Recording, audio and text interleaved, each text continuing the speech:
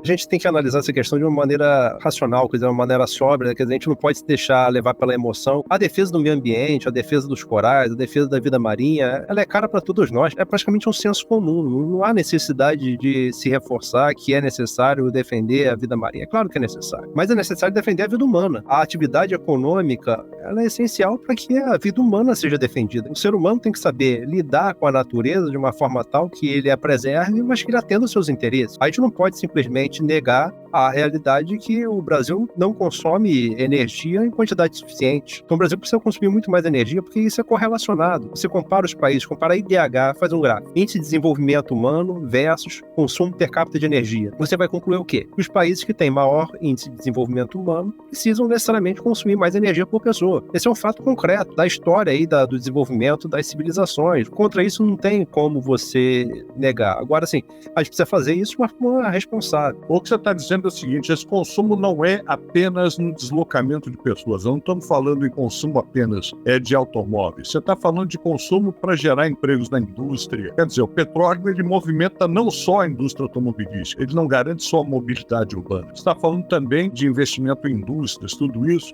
Ou não? Onde é que está o grande consumo de petróleo para que nós tenhamos esse aumento de forma a gerar empregos? Explica isso um pouquinho mais de detalhe para a gente. A energia ela é usada para transportar pessoas, para transportar mercadorias, todo tipo de mercadoria, né? E para a atividade humana. Quer dizer, você na construção civil, você usa muita energia. Cimento, areia, tudo isso para ser produzido demanda muita energia. Os metais, vidro, ligas metálicas, funcionamento da indústria, a construção da própria indústria também demanda estrutura e materiais que, para serem fabricados, demandaram muita energia, tem muita energia incorporada neles ali, né? Então, os países que alcançam melhores níveis de desenvolvimento humano precisam necessariamente consumir mais energia. Indústria de base, indústria de transformação, indústria de agregação de valor, os fármacos, a indústria química, metal mecânica, todo o segmento industrial demanda muita energia. Quando Lula e o Alckmin falam em reindustrializar o país, em tornar o país menos dependente de commodities, você só promove essa reindustrialização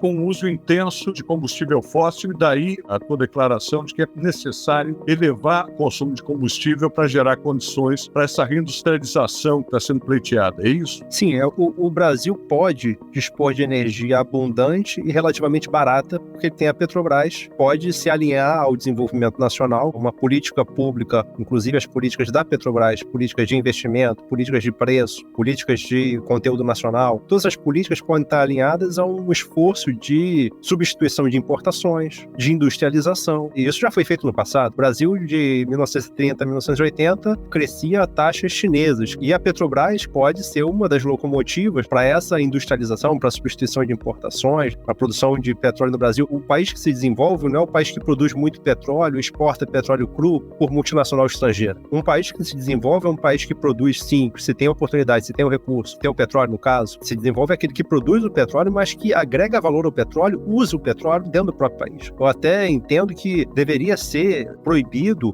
ou limitado severamente através de taxação a exportação de petróleo cru do Brasil, que é exportar petróleo cru pela Shell não vai trazer nada de bom para o Brasil, salvo alguns impostos ali que são pagos, mas vão ser consumidos pela dívida pública e não vão deixar nada para o país. Agora, você produzir o petróleo e você fazer políticas para que você use esse petróleo no país, agregue valor a ele, produzindo, né, bens, serviços, né, no país, agregando valor, tendo produtos com maior valor agregado que possam ser consumidos no próprio país ou exportados, né, substituindo importações, conteúdo nacional alto, demandando empregos em quantidade, mas também em qualidade. Então, isso sim pode fazer o Brasil se desenvolver, mas para isso acontecer precisa de projeto, precisa de um plano de governo, alinhar a Petrobras dentro de um plano maior, que é um plano que visa o desenvolvimento nacional de uma forma soberana, enfrentando interesses estrangeiros, interesse do capital financeiro, que certamente não vai ficar satisfeito com nenhuma dessas medidas. O mercado, o dito mercado, vai se levantar através da mídia corporativa, que são seus porta-vozes, através dos seus aliados aí, que são diversos na classe dominante brasileira, né? Certamente eles vão se levantar, mas eles têm que ser enfrentados. Se você não enfrenta esses interesses que são antinacionais, você não vai conseguir nunca fazer com que esse potencial brasileiro seja realizado. A gente vai ser sempre um país com potenciais enormes e nunca realizado.